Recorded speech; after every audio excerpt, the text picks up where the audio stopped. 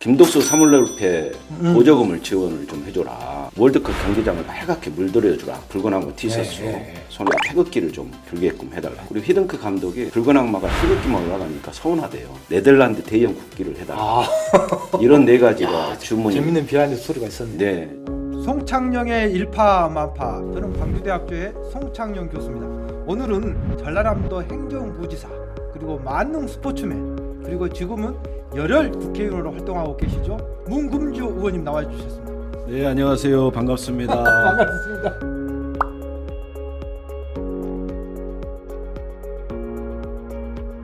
네, 전남 고흥보성 장흥강진의 문금주라고 합니다. 반갑습니다. 야, 장흥, 고흥, 보성, 강진 이거 요즘에 엄청 세계적 글로벌한 지역 아닙니까? 노벨 문학상. 맞습니다. 네. 네, 우리 장흥의 한강 작가께서 노벨 문학상을 수상을 했는데 우리 한강 작가님도 어떻게 보면 이번 12선 내란 사태의 피해자 중에 한 분이 왜요? 됐습니다. 왜냐하면 당시에 노벨 문학상 수상이 전 국민의 축하의 무대가 돼야 되는데 12월 3일 날 그 다음 주에 노벨 문학상 시상식이 있는데 12월 3일 날 전격적으로 비상계엄을 해버린 거예요. 이원 위법적인. 그러면서 모든 언론 스포트라이트가 한강 작가가 아니라 우리 내란 사태 여기에 초점이 맞춰져서 축제 분위기를 많이 놓쳤죠. 그래서 저는 지역을 대변하는 입장에서는 좀 안타깝다. 장흥을 또 강주를 많이 알릴 수 있는 계기가 되었는데 윤석열이가 똥포를 차는 바람에 네, 아쉽게 됐습니다. 추후에 이 노벨 문학상 이 부분은 본 고장이니까 덜 맞는 후속 조치 같은 것들을 해야 되는 거 아니에요? 생가라든가 뭐 이런 거 보건 같은 사업 같은 거. 우선은 이제 한강 작가님이나 부천 되시는 한승원 작가님이 지금 고향에 계시는데 한승원 작가님이 몸이 안 좋으신 것 같아요. 관련된 어떤 기념관을 건립한다 할지 뭐 이런 부분에 대해서 마다하시는 사양하시는 그런 분위기가 있어서 작가님들하고 협의를 해서 뭔가는 하긴 해야 될 것 같아요. 지금 전남도나 장흥 같은 경우는 문학관, 노벨 문학상을 기념하는 문학관을 생각을 하고 계시고 기타 여러 가지 관련된 일들을 해야 된다고 봅니다. 29년 공직생활 그리고 어디 보면 편한 노후가 보장이 되어 있었음에도 불구하고 갑작스럽게 느닷없이 벼랑간 써드니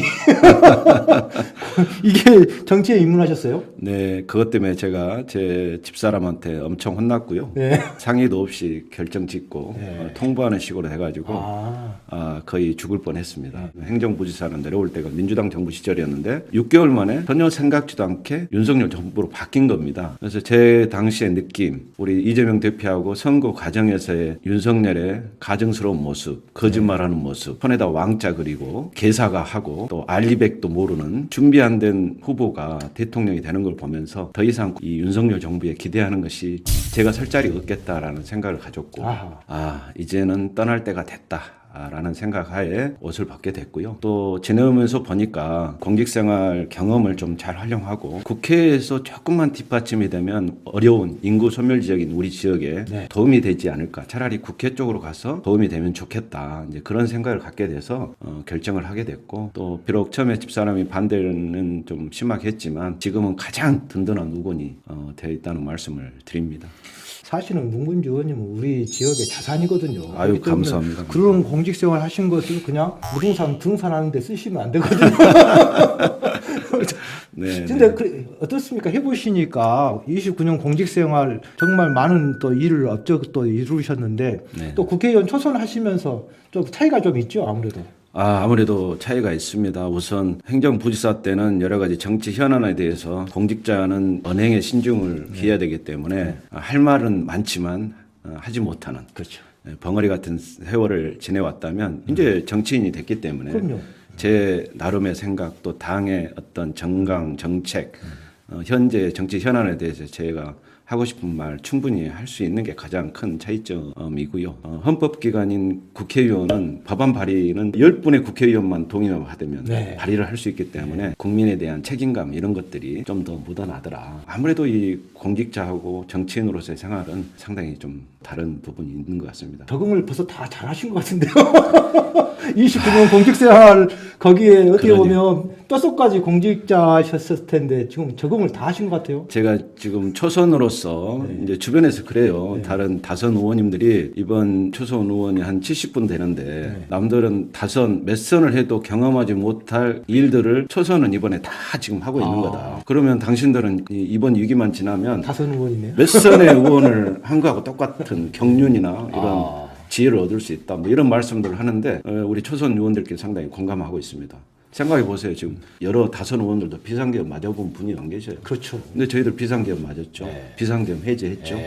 네, 요즘 뭐 별의별 경험들을 다 하고 있습니다. 대한민국 헌정사에 참 드문 일을 지금 역사에 제가 그 역사의 한 장에 있을 수 있다는 게 상당히 좀 가슴 뿌듯하면서도 정말 답답하고 때로는 분노가 치밀고 화가 많이 나고 그래서 더 목소리를 거리에서 더 내고 있는 것 아니냐 이렇게 생각하고 있습니다. 저는 우리 문금주 의원님 만능 스포츠맨이라고 제가 소개를 했는데 저번에 국회에서 골 넣은 거 너무 멋있더라고요. 아 예.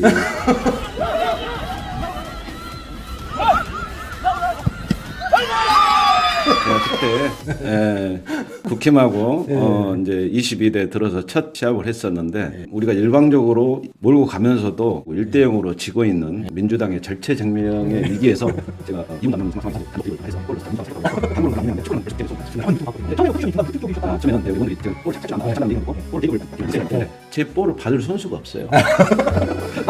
그래서 한 킥을 하는데 첫 찬스로 첫 골을 잡는 그런 쾌거를 제가 민주당을 살렸습니다. 전문가 입장에서 건강 찜도 잘하셨고 마무리도 잘하셨고 제가 여의도에서 한 17년 살아봤잖아요. 네네. 주말 부부 그 국회의원님들 많이 뵙는데 전부 다 이상 가족이더라고. 저도 지금 사인이 다 별도로 삽니다. 그렇죠. 네, 고성에는 집사람이 살고 아들도 딸도 저도 원룸. 주변에서 합치면 좋지 않냐 그러는데 강주집 팔아가지고 서울 단칸 지하 단칸방도 얻기 힘들기 때문에 그런 어려움이 있어서 그냥 원룸으로 버티고 있습니다. 공직생활 하시면서 일복 많이 있으셨잖아요.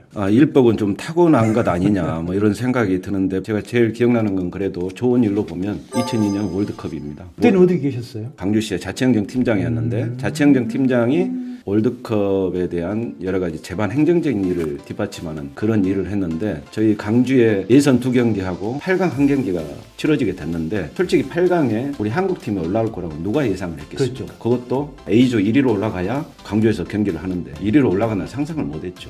근데 기적이 일어난 거죠. 1위로 올라가서 8강전에 이탈리아를 깨고 8강전을 이제 스페인하고 한 건데 당시에 모든 국민들은 선수들의 경기력, 히딩크의 어떤 지략, 붉은 악마의 응원, 국민들의 응원만으로 대한민국이 4강에 갔다 이렇게 생각하실지 모르겠지만 거기에 강주시나 여러 가지 정부의 행정력이 지원 뒷받침이 안 됐으면 4강 어려웠을 것이다. 그 하나 예로 8강전이 이제 끝나갈 무렵에 저한테 이제 행안부에서 정부에서 전화가 오더라고요.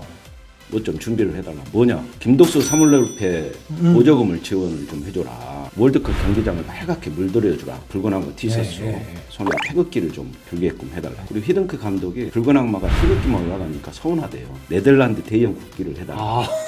이런 네 가지가 주문이. 재밌는 비하인드 스토리가 있었는데. 네, 주문이 있었습니다. 그래서 김덕수 사물놀이패. 그게 왜 필요하냐면 사물놀이 장단에는 우리나라 선수들은 힘이 나는데 외국 선수들은 기가 죽는다네요. 리듬을 못 맞춘다네요. 그다음에 붉은 악마 티셔츠 수만 장을 찍어서 배부를 해야 되는데 그걸 단체로 또 못 들어가요. 경기장 안으로 갖고 못 들어가. 어떻게 가져갔겠습니까? 당시에 이제 붉은 악마 도움을 받았죠. 버스로 오는 강주의 길목에 붉은 악마 연락해서 만나서 당시 6월이니까 상당히 더울 때인데 붉은 악마 우리 회원들이 다 겹겹이 입어줬어요. 6겹, 7겹, 심지어 10겹 입고 들어가가지고 안 입은 옆에 하신 분들 다 벗어주고. 그래서 그때 화면을 보시면 아시겠지만 광주 월드컵 경기장에 빨갛게 물들었습니다. 그게 저희 작품입니다. 우리 행정력도 도움이 됐습니다. 그럼요. 저번에 출연하셨던 김성환 감독님도 작년에 기아 타이거즈 우승한 거 선수들만 잘했다고 해갖고 저한테 혼났습니다. 선수들만 잘한 겁니까? 팬들은 그렇죠. 그렇죠. 아니 이제 선수들만 얘기인데 이제 팬 얘기해야죠 이제요. 팬들의 응원 없이 어떻게 됩니까 그게? 맞습니다.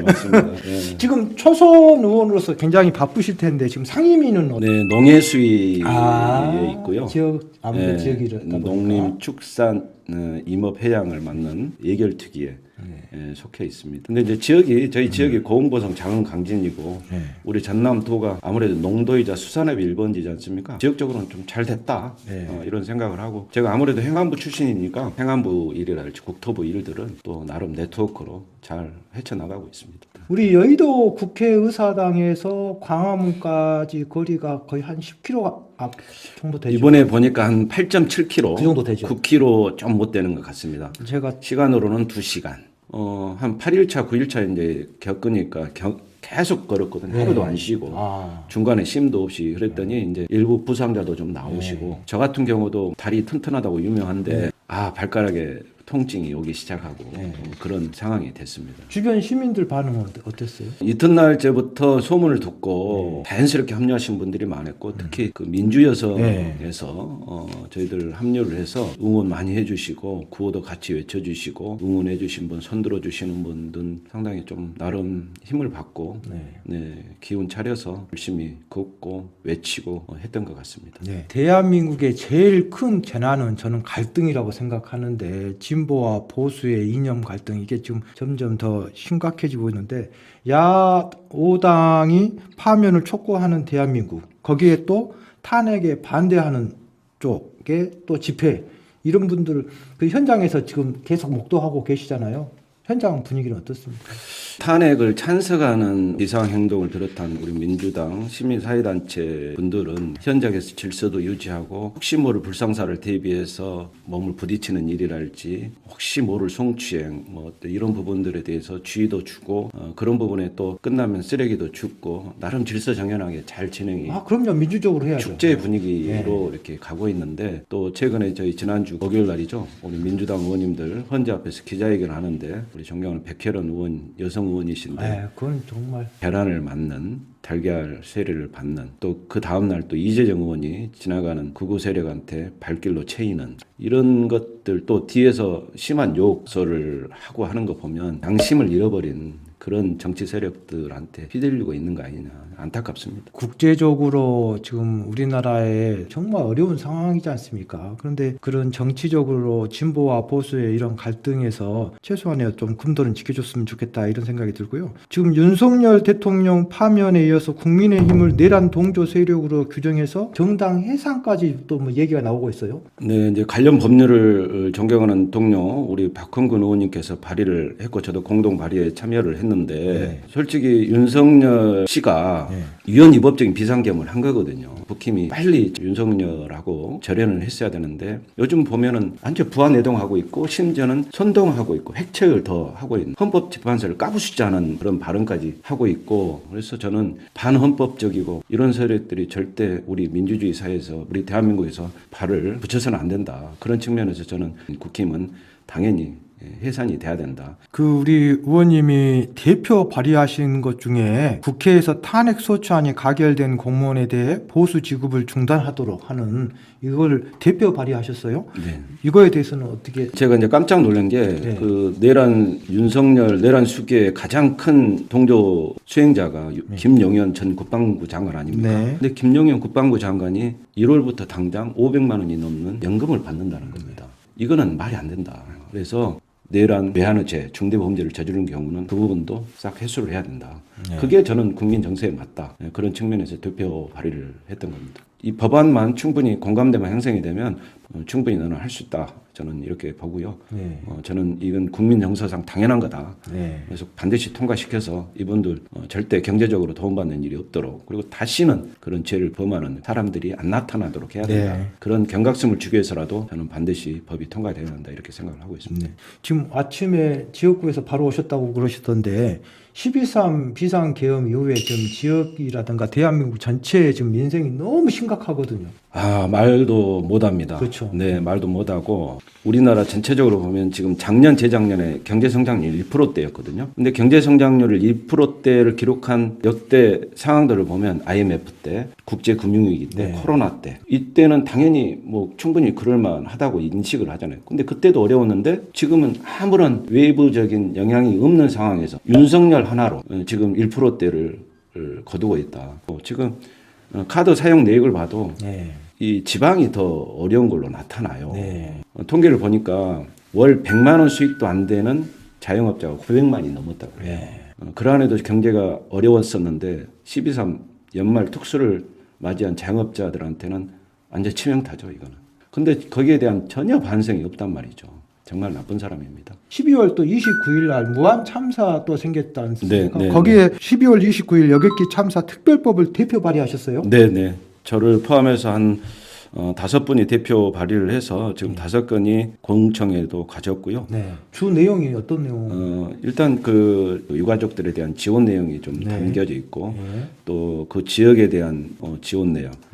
또 가장 중요한 게 이제 사고에 대한 책임 금형, 피해 조사 뭐 이런 부분들을 독립적으로 운영할 수 있게끔 하는 그런 법안, 이제 그런 내용인데요. 특히 항철이라고 하죠. 항공기 사고 철도 조사위원회인데 그 항철이의 독립성, 피해 조사, 진상 규명이 유가족들이 납득할 수 있는 그런 신뢰를 가지고 이루어져야 되는데 그러려면 항철이가 좀 독립적으로 구성이 돼야 된다 하는 부분에 대해서 많은 얘기가 좀 나왔습니다. 이 서울고 외양간을 확실히 거치는 거다. 또 그 재난에서 교훈이나 모티브를 찾아서 안전한 미래를 도모하는 것이 방재학, 재난학이라고 하거든요. 근데 우리는 서울고 외양간을 확실히 거치는 것에 대해서 비아냥거려 버리면 안 된다고 저는 생각해요. 그래서 방금 거기에 첫 번째 제일 중요한 게 독립성이라고 생각하는데 그 독립성이 그 어떤 사람의 눈치도 보지 않고 과학적이고 방재공학적으로 접근해서 원인 규명하는 것부터가 참사를 풀어나가는데 첫 번째다. 이 세월호 참사가 올해 지금 11주년 돼가고 있는데 아직도 그 원인 규명이 정확히 안 되는 나라가 지금 제정신인 나라인가 싶습니다. 거기다 저 큰 문제는 가짜 뉴스 이번에 또 문제가 됐어요. 가짜 뉴스도 그렇습니다. 이게 정말 그 희생자들 또 유가족들의 아픔을 같이 나눈다는 측면에서 그 있을 수 없는 일이거든요. 그럼요. 처벌이 또 미약해서 그런 거 아닌가 싶어서 특별법에 일단 그 벌금 현재 500만 원 돼 있는 거를 징역 2년에 벌금도 2천만 원을 좀 올리는 그런 내용도 담아놨습니다. 근데 이제 남의 아픔이 곧 나의 아픔으로 좀 공감하는 능력, 좀 시민들께서 연대하는 마음으로 함께 해주셨으면 좋겠습니다. 이전에 이태원 참사 때도 이런 가짜 뉴스 때문에 굉장히 많은 분들이 또 가슴 아파했고 수도권에 광화문이 침수되고 강남이 침수됐었을 때 그때부터 이제 이 가짜 뉴스가 문제가 됐는데 일벌백계 좀 해주셨으면 좋겠고요. 네. 끝으로 우리 시청자분들께 벌써 끝날 시간 됐습니까?